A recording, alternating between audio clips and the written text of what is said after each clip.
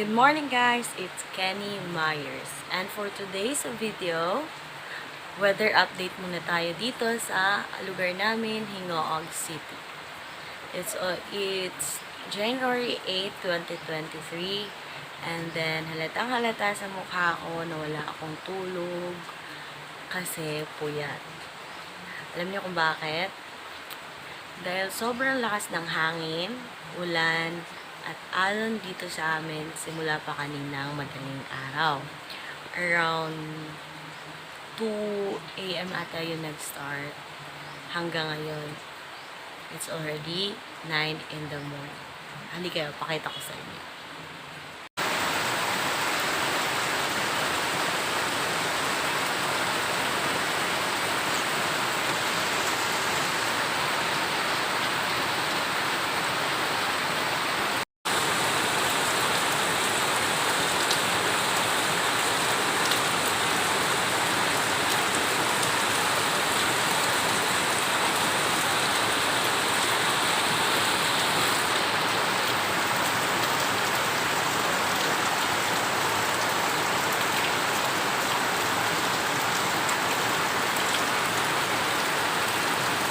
O, diba, kita nyo yung alon at naririnig nyo din ang ingay ng ulan. Yan ang sitwasyon namin ngayon dito sa lugar namin. At naalala nyo din ba yung balita last December 25, 2022 na binaha ang Misamis Oriental? May ibang parte ng Misamis Oriental na binaha.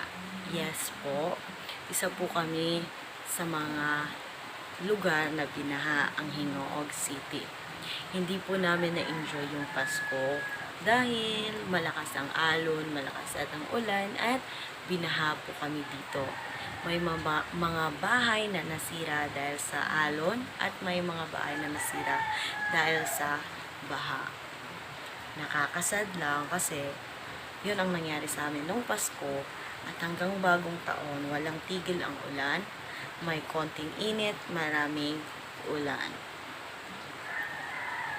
Okay lang din, nagpapasalamat lang din kami kasi wala masyadong buhay ang nasaw.